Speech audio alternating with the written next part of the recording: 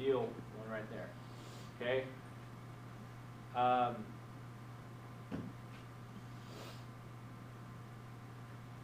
So let's put that together. Cartilage, avascular. What does that mean? No blood supply. No blood supply. So what does that mean? What happens if you injure it? It doesn't repair. It doesn't repair very fastly, very quickly, or hardly at all. Why? Because it has to repair itself. There's no blood supply. How do you get nutrients and waste away from that when there's no blood supply? You do get some small diffusion, okay, but there's no blood supply. So how do you heal it? Kind of difficult, isn't it? That's where you have to put things together. Okay, that's where you put together. Well, you injured some cartilage. Oh, bad for you. Well, what does that mean? What's some of the characteristics of cartilage? Say vascular. So what does that mean as far as the clinical setting means? Well, you tore it. You might have to have some surgery depending on how bad it is, okay? Because it's not going to heal itself. Say vascular. You have to put things together and in common sense, not just spit that information out. And so then, okay, well, clinically, how's that important? Say vascular. Doesn't have blood supply. Yeah, so what does that mean? Just what I said it means, okay? That's what I'm talking about, and they'll ask questions like that, but you have to put that information together to get the question, okay? So what are some of the cells? You're going to see this consistent throughout, okay? Chondro means what? Cartilage. Blast and site. So it has chondro. What's blast mean? Blast means that it's going to make or generate or genesis. Okay? So it's going to produce matrix. What kind of matrix? Cartilage matrix. More flexible and resilient tissue. Okay? Chondroblast produce matrix. Chondrocyte. Anytime you see the word cyte, it means it's a mature cell. So look in front of it, and it tells you what it is. What's an erythrocyte? A red blood cell. A mature red blood cell. The chondrocyte is surrounded by matrix. Remember one of the things when you were looking at the chondrocytes, you had the little lacuna and the little cells. Inside that little lacuna was the little chondrocyte, and they were basically two together. You'll see that again tonight. It's surrounded by matrix because it secretes the cartilage on the outside from out of the cell. And so the cell gets stuck right there in between the cartilage. Occupies small spaces called lacuna. That's what happens. So there they are. Hyaline cartilage. Oh yeah, by the way, what are the three? What are the three cartilages? Hyaline, fibro, and elastic. Hyaline is kind of glassy. It's the most common. Fibrocartilage is what it says. Fibrous cartilage, which means it's more rigid. Okay? For the rigid structures. Elastic cartilage means it's elastic. Okay? Your ear. Most abundant is the hyaline. So there it is. You see the extracellular matrix on the outside. The little purple thing is the lacuna with the chondrocyte on the inside. Over here, it's a different color, but you see the same darn thing.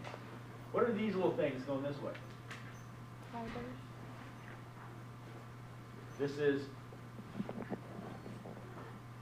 fibrocartilage. What's the strongest fiber? Collagen. There you go. Thus fibrocartilage. Where are you going to find that? The red areas. Symphysis pubis and the discs, and you also see the menisci, or the meniscus of your knee. Okay? And then you have the elastic fibers, and it's really easy to see the chondrocyte, the lacuna in there. Remember they divide, and all the elastic fibers. And so that's the distribution right there. The light blue is the hyaline cartilage. Here's the key down here. There's the hyaline cartilage. You see the light blue all over the place. The fibrocartilage you see basically through the middle. And the elastic cartilage you basically see in the ear. What's the function of cartilage? It supports soft tissues, airways, and the respiratory system, and auricle of the ear. So, supports soft tissues. What else does it do? It's in between the joints, so you have this hard bone, and then you put this more flexible, resilient cartilage on the ends of the bones to help absorb shock and smooth surfaces where bones meet, glides, nice and easy, okay? So you don't have those hard surfaces cracking into each other, that would hurt, okay? Plus, it's not very shock absorbing. If it's just hard against hard, you got to have another soft in between that to absorb some of that pressure as you're running, pounding. Every step, you got to have that resilience. Also, what it does, it's a precursor model for bone growth. Okay, your bone grows out of cartilage, ossification centers. Okay, growth patterns. There are two types, interstitial and appositional. Inter means in between. Interstate, intercommerce, it means between. So where is interstitial growth? From within the cartilage. It starts on the inside of the cartilage. Appositional is along the cartilage periphery. It's around the outside. Those are the two types of cartilaginous growth. Interstitial means it's starting on the inside. Appositional, starting on the outside or the periphery. Remember, we have what does peri means around the outside, periphery. You know what the outside of the cartilage is called? What's the word for cartilage? Chondro. Put that in front of it. Perichondrium. Perichondrium is the outside of the cartilage. See how you just put these words in front? You just got to know the names of these, and it's the same thing for each one of these things. Okay? Interstitial growth, here we go. Mitosis, there's that mitosis stuff again. Okay? Means you have one cell that divides to two, now you have two daughter cells that are exactly identical. Mitosis of chondrocytes in the lacuna, because that's how we're going to grow 1 to 2, 2 to 4, 4 to 8. Do the math, there you go. Forms two chondroblasts, not chondrocytes, because it's new, it's starting to form the matrix. Forms two chondroblasts per lacuna. Each will synthesize and secrete new matrix. The matrix is cartilage. New matrix separates the cells, now called chondrocytes. That's how they come. That's why it looks like what it looks like when you look through the cartilage with the chondrocytes and everything. The result. So this is common sense. If it's growing, and you go from 1 to 2, 2 to 4, 4 to 8. Wow, you get a larger piece of cartilage. That's common sense. Newest cartilage is on the inside because it's growing from the inside. The older cartilage is going to be towards the outside. Appositional, mitosis of the stem cells in the perichondrium. Chondro is cartilage, peri means around the outside, so it's around the periphery of the cartilage. Adds chondroblast to the periphery. What does it do? It produces matrix, becomes chondrocytes and lacuna. Same thing as interstitial. What's the result? Common sense. A larger piece of cartilage. However, what's the difference? The newest cartilage is on the outside, the periphery. So here's a picture demonstrating that. Here's the chondrocyte here, the lacuna around it, the matrix on the outside. Goes through mitosis, you got two of them. It starts to produce more matrix, they start to separate. And now it has a new matrix, it's separated, and there's chondrocyte with the lacuna, chondrocyte with the lacuna, and that's why you always see it looking like that. Okay? Now you have the appositional growth. Here's the periphery, the mesenchymal cells.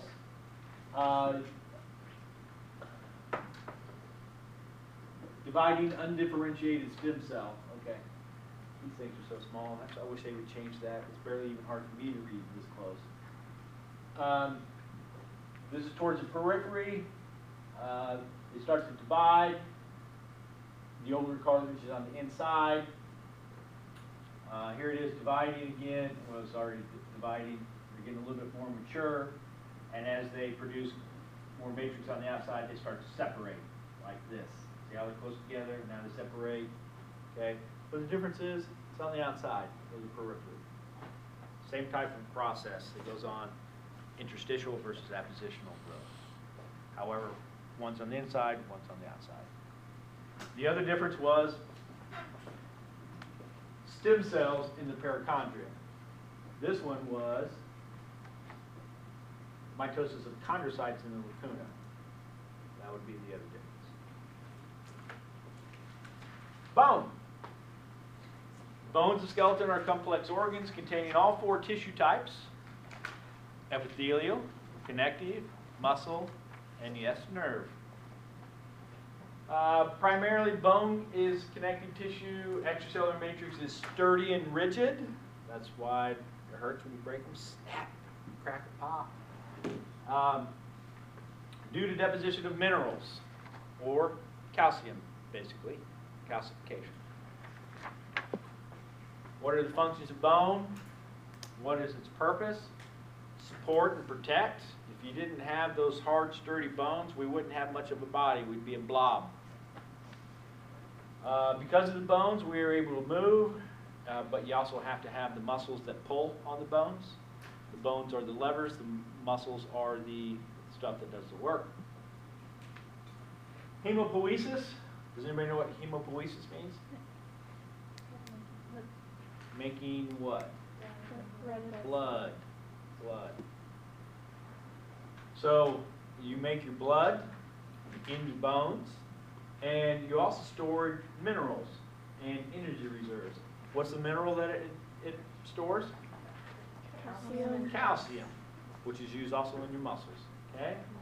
And energy reserves, so fat, your yellow marrow. How do we classify bones? This is real difficult. Long bones, they are greater in length than width. Greater in length than width. Greater in length than width. Greater in length than the width. Greater in length than width. Greater in length than width. Greater in length than width. And all the way, yes, all the way down here, they are greater in length than width. That is not very long. However, by definition, it is still a long bone. You're like, that's not as long as this one. No, it's not. But it is longer in width or length than width. It is a long bone. Short bones are nearly equal in length and width. That would be the carpal or the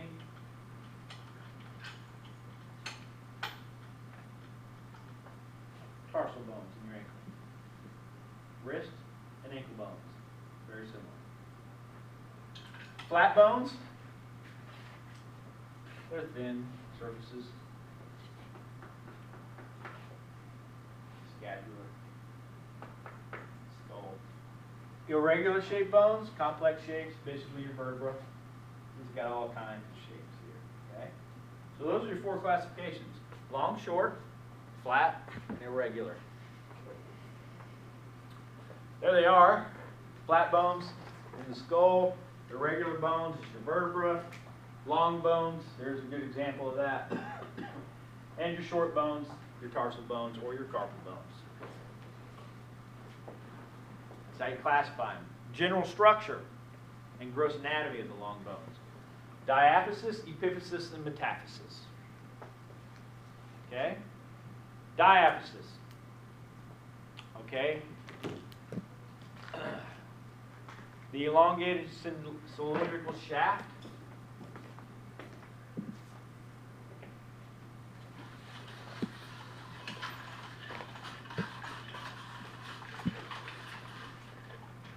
The elongated cylindrical shaft is the diaphysis. The epiphysis are the ends, up here and down here. And since this is an extremity, this would be the proximal epiphysis. This would be the distal epiphysis, because this is closer to the midline of the body, or the body, because we're talking extremities here. And the metaphysis is the region between those two, right here and right down there. The epiphysis also has knobby, enlarged regions down here, down here. Why? Those are attachments for bone, or for muscles. Okay? Because muscles pull on things, and because they pull on things, the bone reacts and forms more bone, so it's more sturdier, so it doesn't rip off. Okay? Attachment site for tendons and ligaments also. The metaphysis is the region between the diaphysis and the epiphysis. Contains what they call the epiphyseal plate, which is also called the growth plate. Before you get old and you fuse, your bones are fused and you're done growing, you have the epiphysis. This is where the epiphyseal plates are. That's where you grow. Okay? We'll see that in a little bit. The articular cartilage on the ends of the bones. Thin layer of hyaline cartilage that covers the epiphysis, proximal and distal. Reduces friction and absorbs shock. The medullary, anytime you see medullary or medulla, it's the same word as middle. Okay, it's in the middle of the bone, the medullary shaft. Hollow, cylindrical space in the diaphysis. The hollow space inside here, in the middle. In adults, it contains yellow bone marrow. Fat. So there they are. You will see here's the proximal epiphysis way up there, the distal epiphysis here. There's the metaphysis and the diaphysis along shaft. You cut it in half. You can see the medullary cavity down there. And over here, we're going to put in the, what always runs together, I told you, you can remember a word for that. What runs together? Nerves and blood vessels. Veins, arteries, and nerves. So what's the van? Always run together. Veins, arteries, and nerves. So there's the medullary cavity with the blood supply. So when you break that, you sever those veins and arteries, and that's why you get that big old swells up. You go, oh, that might be broken. Not necessarily though. You see that you have blood supply at the epiphysis, diaphysis, and the epiphysis down here doesn't show it. And it's showing you some other stuff. Okay, we'll get to that.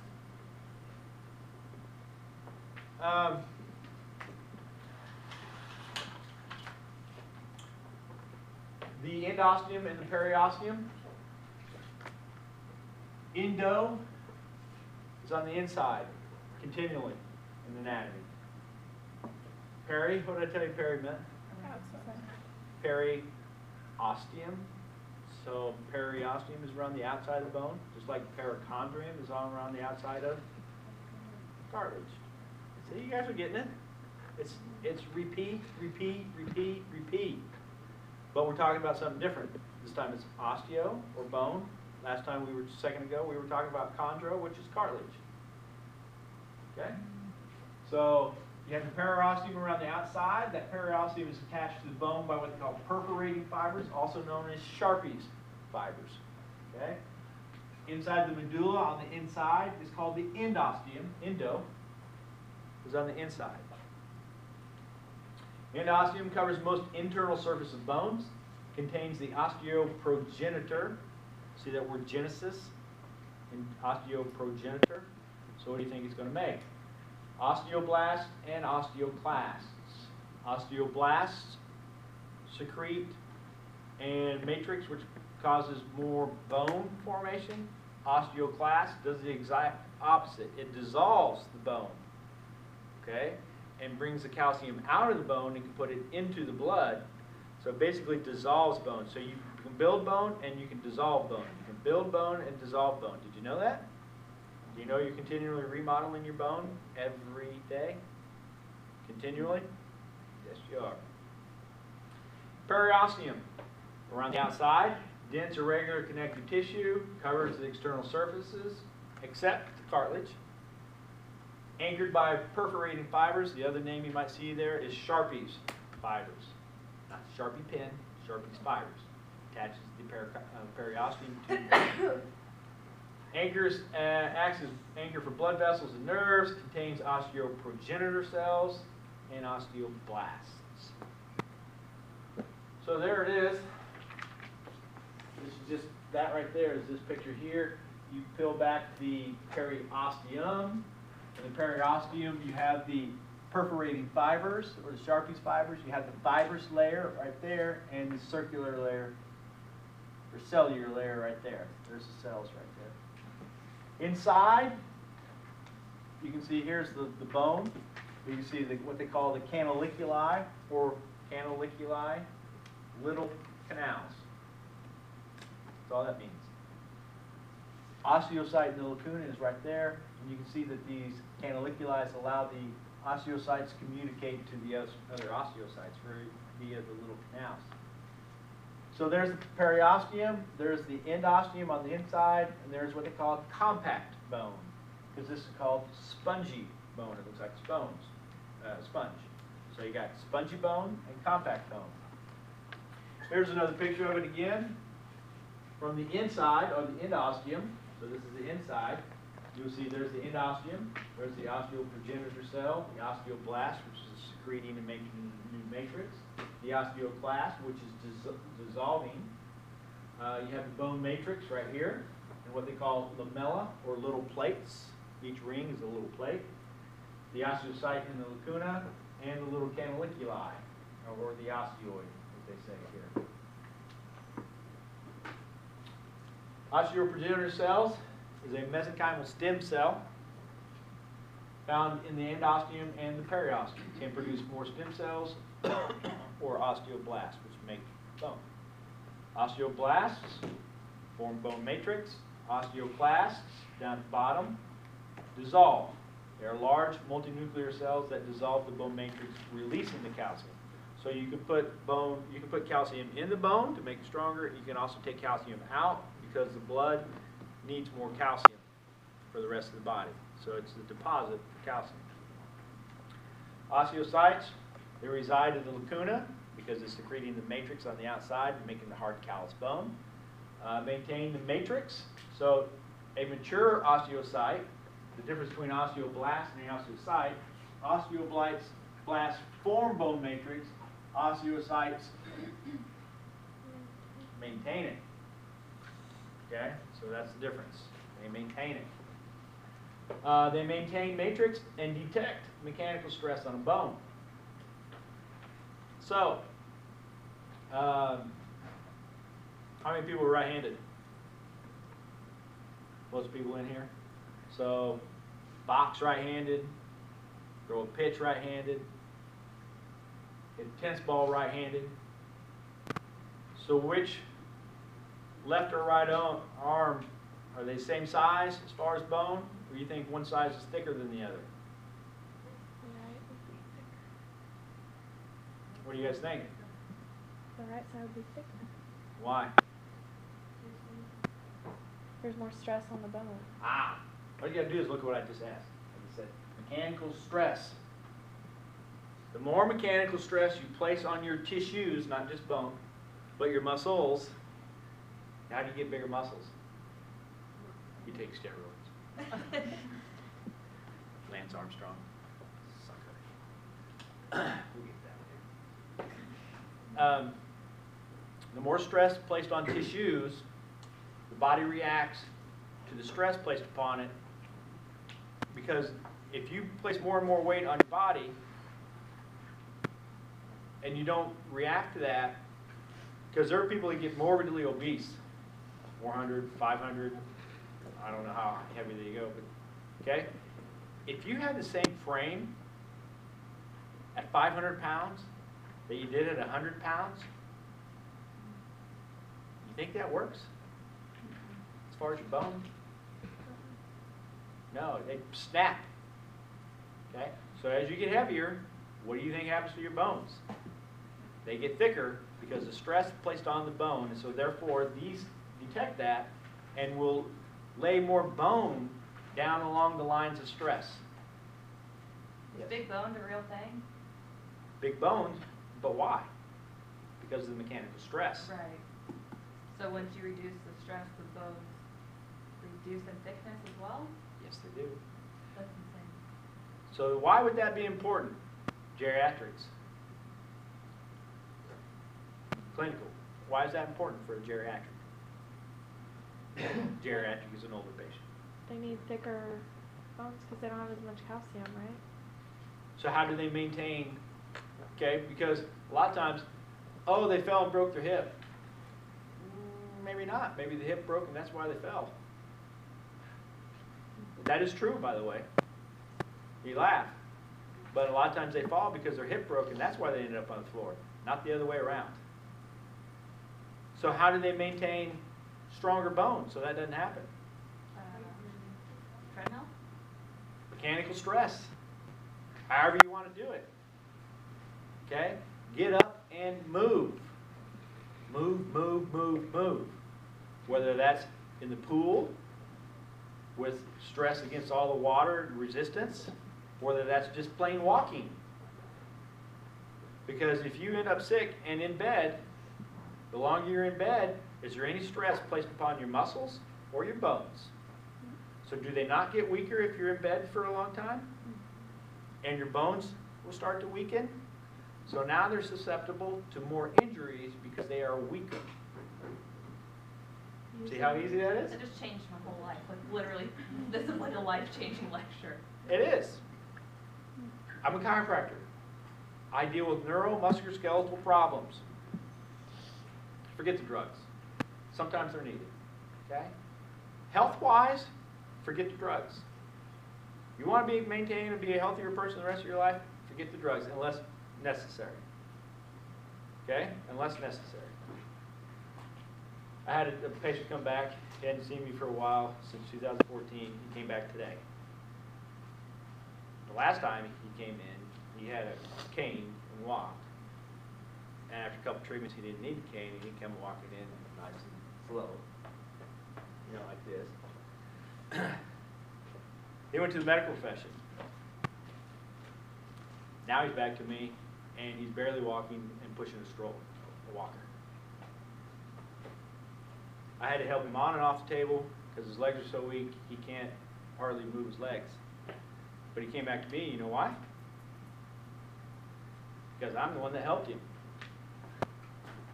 I'm the one that helped him because I kept him moving. I kept him moving and out of the chair. Mechanical stress. So what did I tell him? You got to walk that walker, common sense.